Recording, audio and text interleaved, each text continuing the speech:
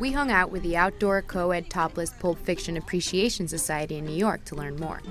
Many New York citizens don't realize that it's actually legal for women to be topless.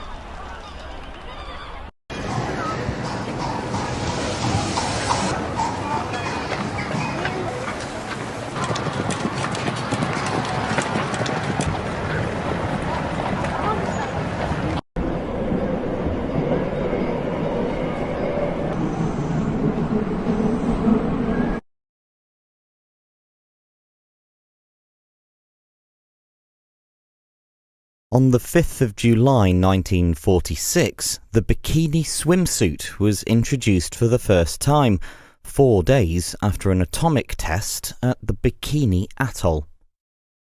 A minimalist two-piece swimsuit was introduced by French fashion designer Jacques Heim in May 1946. Named the atom after the smallest known particle of matter, the bottom half still covered the wearer's navel. Meanwhile, Louis Réard was working on his own design, which used even less material. Réard hired exotic dancer Micheline Bernardini from the Casino de Paris to model his creation, since he couldn't persuade any of the usual models to wear it. He called a press conference at the Piscine Molitor in Paris on the 5th of July 1946, 4 days after an atomic test at the Bikini Atoll that inspired the swimsuit's name. Rear hoped that his invention will be as explosive as the bomb tested. At the press conference, he stated that, like the atom bomb, the bikini is small and devastating. Despite receiving enormous media interest, the public reaction to the bikini was initially one of shock. Even in the late 1950s, some magazines were still writing disapprovingly of the fashion, with Modern Girl magazine declaring it is inconceivable that any girl with tact and decency would ever wear such a thing. Most women at that time felt the bikini was too scandalous to wear, and it contradicted their conservative lifestyle. Yet, while there was a conservative reaction from some quarters, photographs of celebrities wearing bikinis soon brought mainstream acceptance that has turned the two-piece swimsuit into an $800 million business. French actress Brigitte Bardot was popularizing the bikini. The bikini started getting sold in the United States a year after it was released in France. By 1967, several iconic female actresses had begun wearing and therefore promoting the bikini, such as Marilyn Monroe, Raquel Welch, and Jane Mansfield. Later, Hollywood presented the Bond woman, making a huge impact in the society.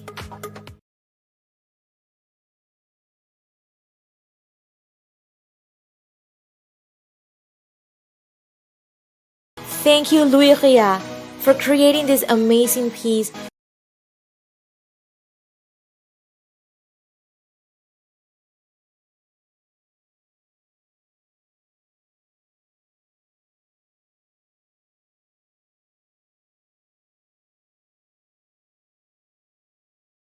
The next one is definitely my I'm with family or I'm with my boyfriend's family bathing suit. This is a one-piece black bathing suit, go-to bathing suit that's full coverage, comfortable, and I don't have to think about it like things being weird if I'm with a big group of people or just, you guys know what I mean. So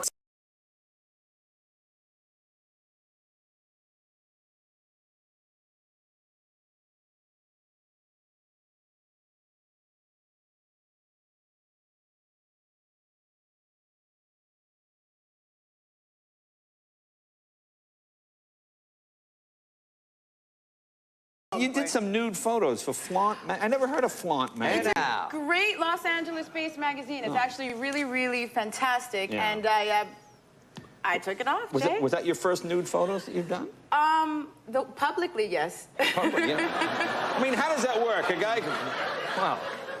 guy calls you up and says, "Hey, I'll give you a case of Red Bull. Take your pants off." I mean, how does this work? Pretty much.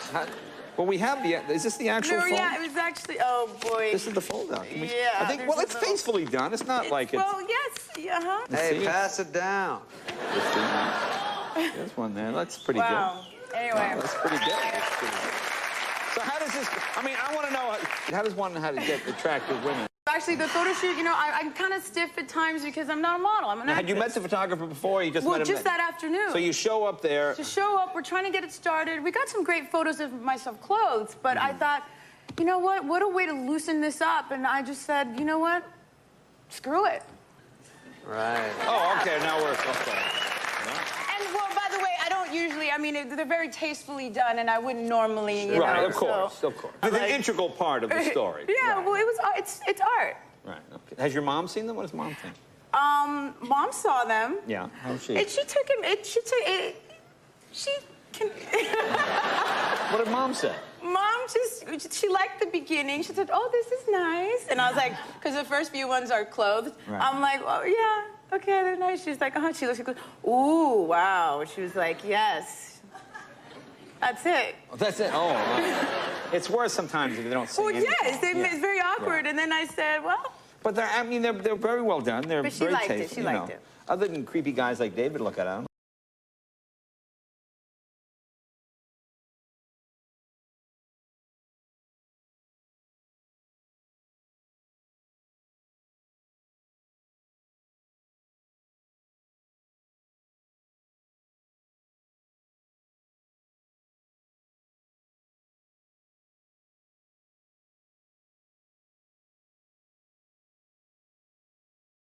All right, I have to ask you about those pictures.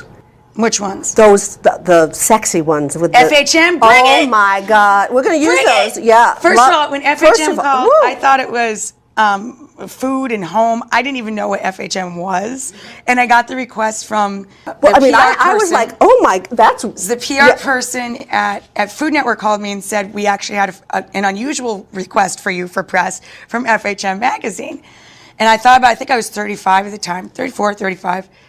And I thought about it for a while, and I said, you know what? This magazine has as young as 17, 18-year-olds in hottie bikinis, and these are all actresses, models, pinup girls. I don't belong to any even remote club of theirs.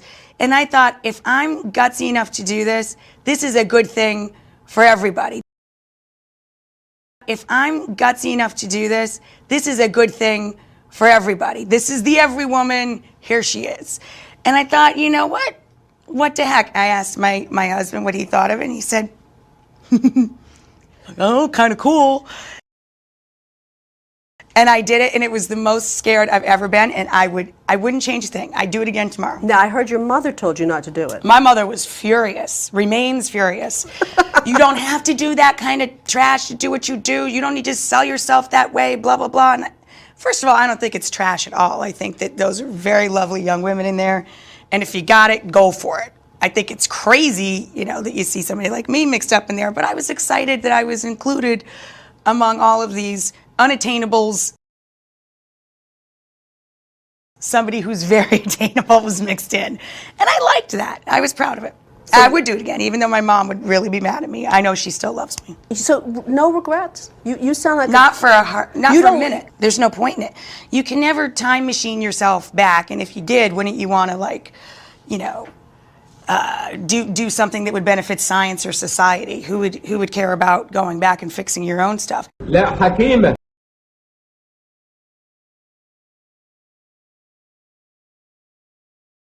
Mother claims she was asked to cover up while breastfeeding inside the Chick-fil-A in Evans.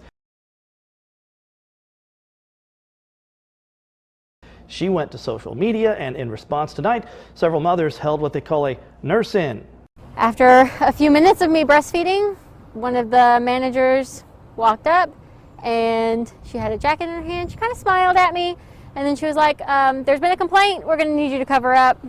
Here is a jacket. And said that they have a right to ask us to cover up, and that basically I was just going to have to let it go. But McIntosh does have a right. Georgia law gives a mother the right to breastfeed in any location, public or private. Knowing this, McIntosh took to social media, getting thousands of supporters. Chick-fil-A issued an apology to McIntosh, but she says education is her goal. I kind of told him that the only goal here is to encourage education for his staff, his management team. I don't want anything else but for them to be educated and probably have a better way to handle this in the future. 7-month-old Ziggy was hungry along with her parents. And that's why the Hornungs went to Chick-fil-A's soft opening on Saturday evening until asked to leave. Just complete shock. Like, all I'm doing is feeding my baby. Macy Hornung says she was breastfeeding just like this when the owner came up to her. It was just very rude, very blunt. Owner Kimberly Flam told Macy she could cover herself for leave because men and children were around. They had no problem with me feeding her French fries. So why is it such a problem that I'm feeding her from my breast? After getting back home, the couple posted this review and took to Facebook to share their customer experience. Many others jumped in, coming to Macy's defense like this one. Quote, "You saved me a trip and money that I would have spent at your facility." Over 350 reviews later, this franchise location has a 1.9-star review on Facebook before their grand opening. The owner of Chick-fil-A in Fargo apologized this afternoon, saying, "I ask for your forgiveness on this matter as I learn from it. My goal is to provide a warm and welcoming environment." For breastfeeding moms hoping to feed on the go, the law is on their side. In all 50 states, it's now legal for women to breastfeed in public. But plenty of people still don't approve. Just last month, 2 mothers breastfeeding at a Minnesota pool were asked to cover up by another mother. And when they didn't, a pool employee called the police.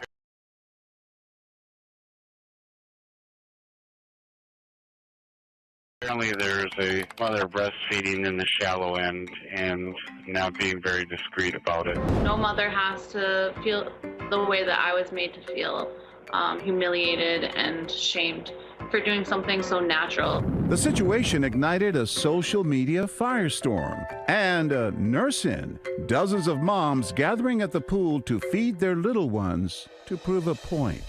The city has since apologized to the 2 moms.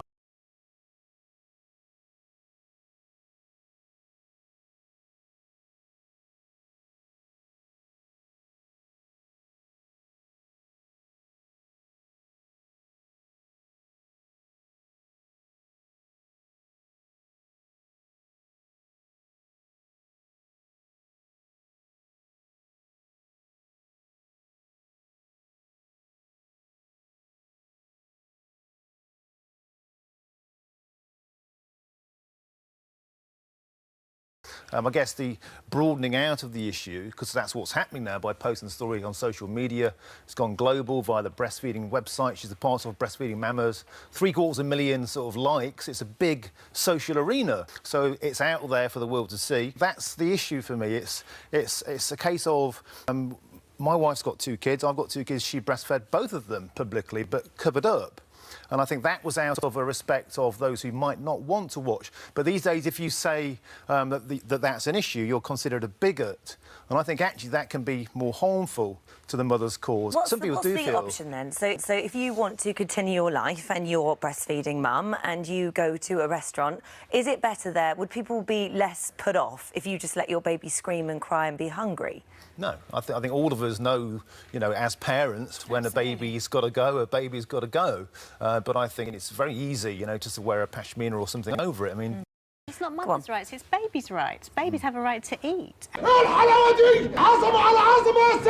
And if you're breastfeeding your baby, that is the way that they eat. And babies need young breastfed babies need feeding every couple of hours. They can't wait. You can't say, we'll go somewhere more convenient. So it's not about women and men, it's about babies. And it's the most natural thing in the world. I don't understand what the issue is. And so if a woman is out and the baby needs feeding, should she cover up and be discreet under a pashmina?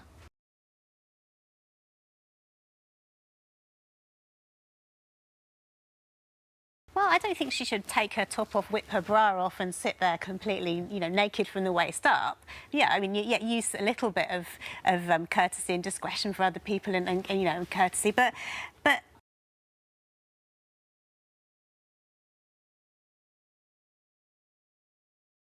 my baby's 1 now, so I don't need to feed her, except at home in the morning and at night. But when she was younger and we went out, I would discreetly, undo my blouse or whatever, or lift up my top and put her on my breast. Also, the baby's head's there. Well, exactly. I mean, you've sort of got a pashmina, but you've got the natural fact that the baby's head is covering the majority of what's there. What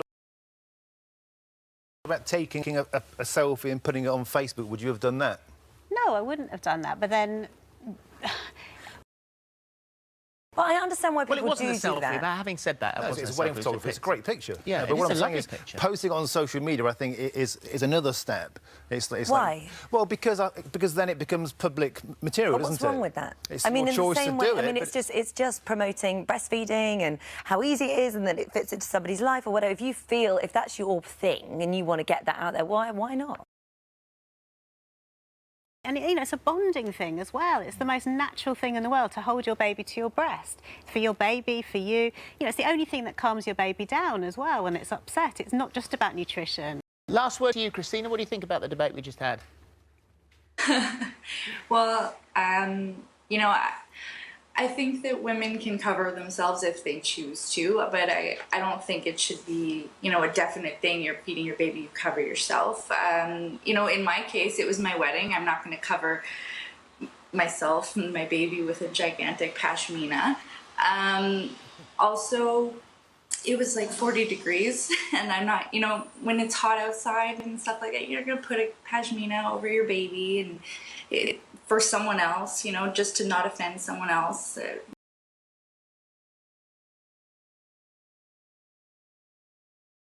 You do what you have to do for your baby.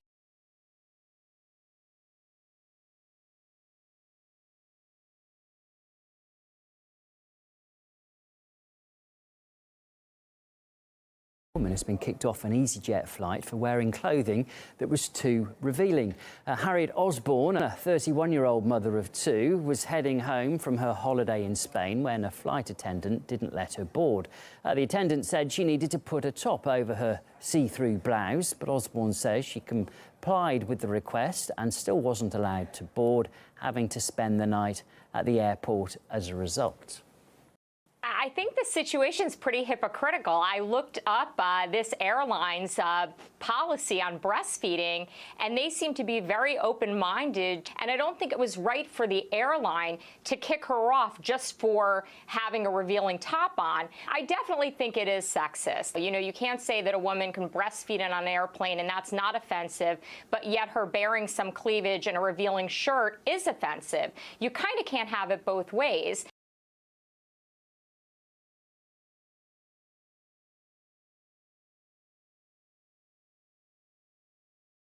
In 2015, the phrase "free the nipple" spiked on social media, outpacing other gender-related terms.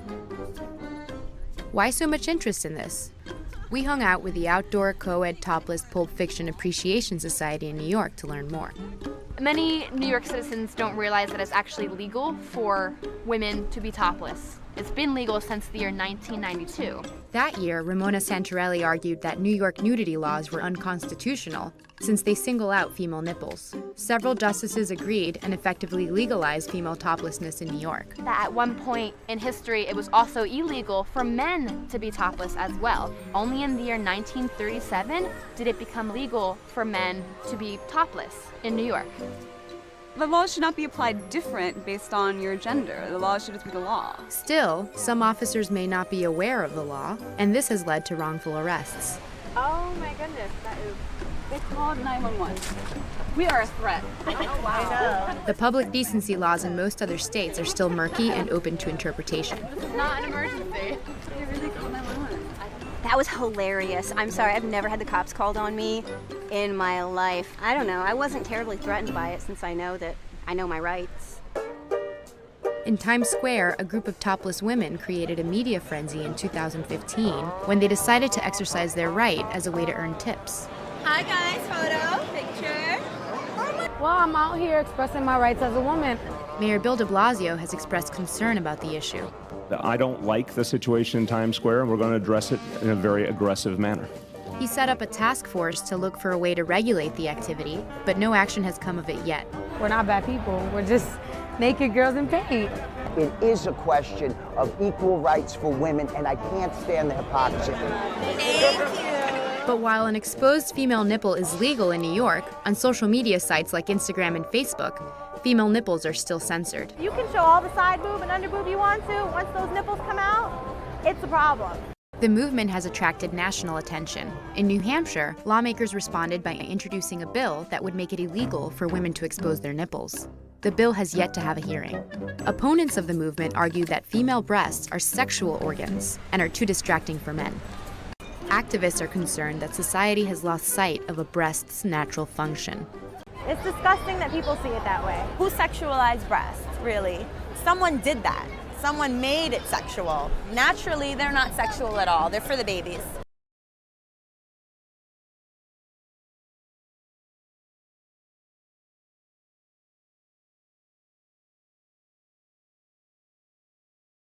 I think this is the only feminist event I've been to where there's more dudes than girls. We're in Venice Beach at the Go Topless Parade, which is basically this movement to support women's rights to be topless wherever men can be topless. That could be anywhere from in your backyard, your front yard, you're in your car, on the beach. To Venice Beach. To Venice Beach. How many of you men out there are brave enough to put a nipple pasty on or wear a bikini top and actually feel what it feels like to have to cover up? Because actually it's very natural to be topless. We must our freedom mutual, but this is constitutional.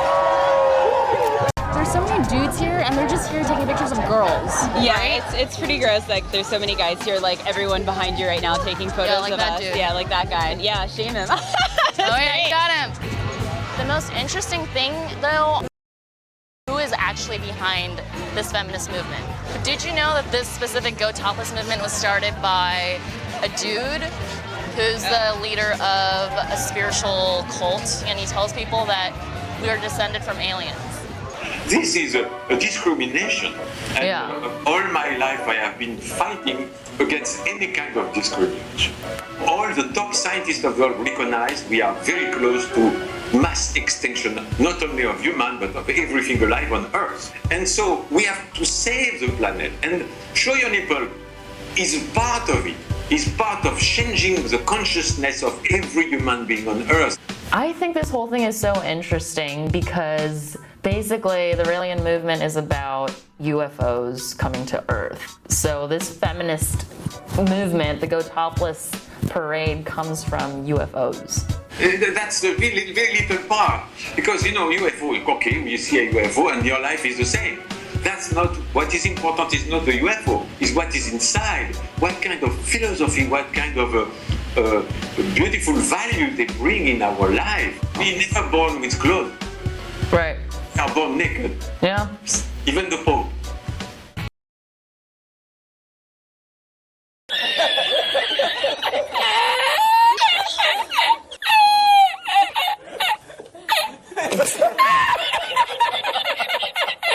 This movement was started by a dude because he got the message from extraterrestrials. Does that make a difference to you? No, because I think like overall the message is that like not only is it national, but it's also international, that like the gender inequality of like what men can show their nipples or breasts and like women can. More dudes should be feminists. Like it shouldn't just be a female movement about feminists. Like feminism is about being treated, you know, as an equal.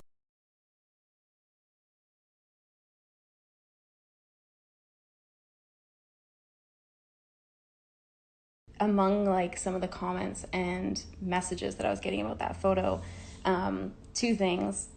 People were saying, what would your mom think about this?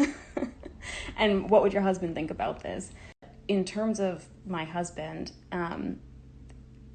I don't need my husband's permission to post anything on social media.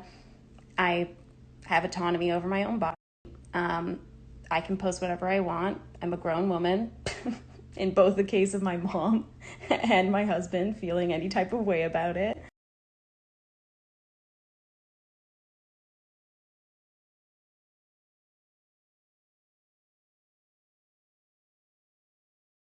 People commenting saying that I didn't need to be naked to prove my point, that I was just posting that for attention.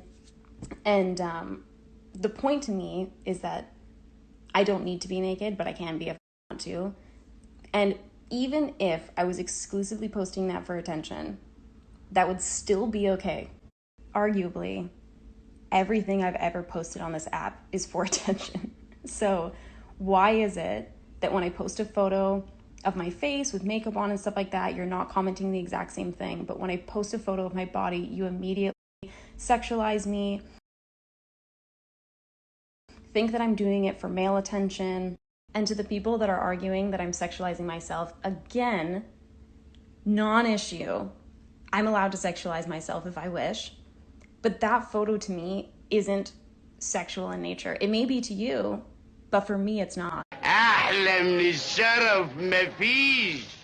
don't want to see photos of people that are unedited being seen as a stance. I want people to look at those photos and be like, nice photo.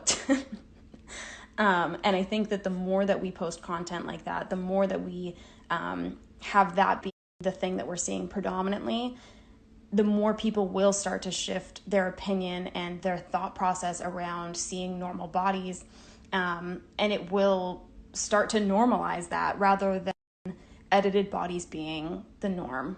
Do you actually inherently disagree with women taking pictures, looking however they want to look? Or is that just your natural bias because we've grown up in a society that have told women how to look, that have told women how to present to the world, that have told women, if you're naked on Instagram, then you don't have any class and you don't respect your husband and you don't respect your body. How did that become the status quo?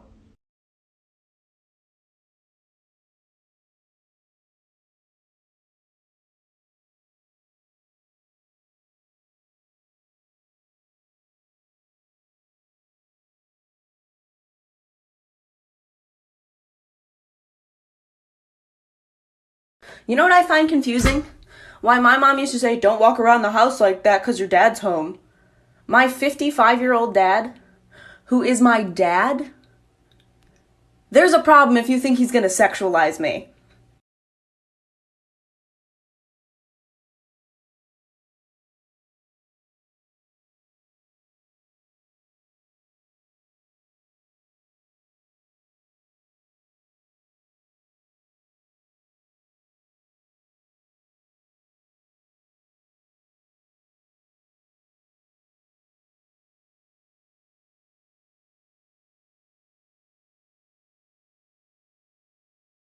Everyone, this is Talina. Welcome, Talina, back to the show.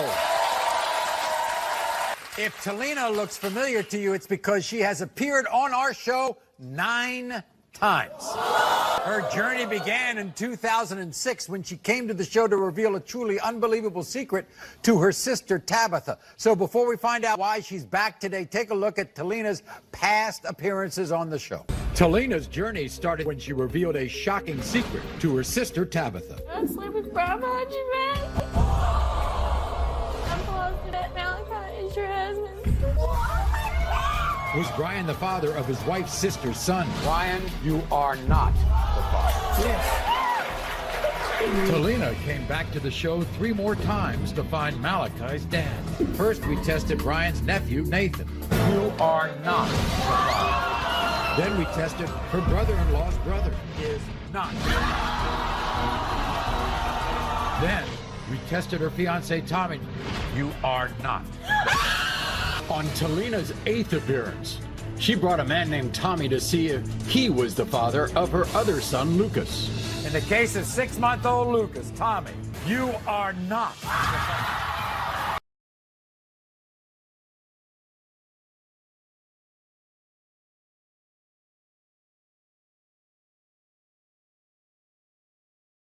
In a few minutes, a couple will enter this box, they'll have sex, and then immediately afterwards come out and talk frankly about what they did. To me, a panel of internationally renowned sex experts, and in front of our studio audience. Welcome to Sex Box.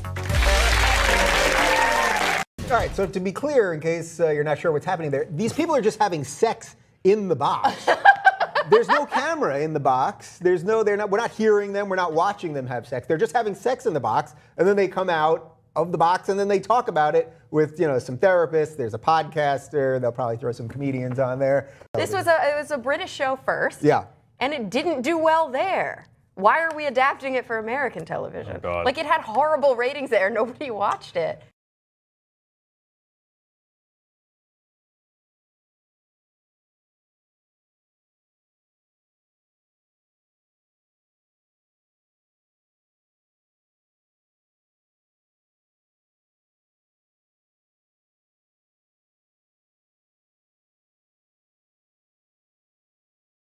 Where do you draw the line between a sexual invitation and harassment?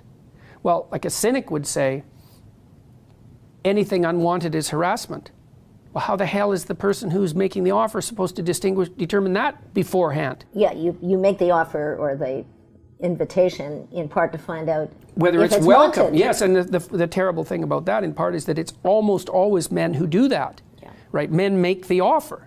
And almost always it's rejected, and it's almost always rejected even by women who might be interested under some circumstances. Yep. Now, the reason for that, as far as I can tell, is that women bear a much heavier price for sexual activity than men do. So they're the ones that are going to say no. The problem is that we need to know exactly where the rules are, and we don't. In this climate, though, where we're not sure of the rules, we're not sure where the lines are, when does a glance become a sexual offense? Until we figure all this stuff out, assuming we will at some point, can ordinary men and ordinary women continue to work together? A lot of it's emergent self-protection. You know, men say, don't ever have a meeting with a woman when the door's closed. Yeah. In fact, I've been told that at the university. Yeah. Never have a meeting with a student with the door closed. It's like I ignore that. But that's common practice. I don't know the answer to whether or not men and women can work together en masse, because it's not under the current conditions. We don't have the rules right. There's been an adolescent insistence since the early 60s that sexual behavior can be rule-free. Now, a lot of that was generated as a consequence of the birth control pill, right? Because it was like, that's a biological revolution. All right, all of a sudden women can control their reproductive function, in principle. The next thing that's wide open is, well, maybe there are no rules for sex then. There's an impulsive part of human beings, it's associated with the sexual drive, obviously, that would love it if there were no rules governing sexual behavior, because then it would be all orgies all the time with no consequences. And so, but the problem is that all of that's untrue, because you can't divorce sexuality from emotion. You also can't divorce it from responsibility. You can't divorce it from family. You can't divorce it from respect. You can't divorce it from children. Like, it's so central. And so there are rules. The question is, what are the rules? And the answer is, no one knows. So there's going to be mistakes everywhere, all the time.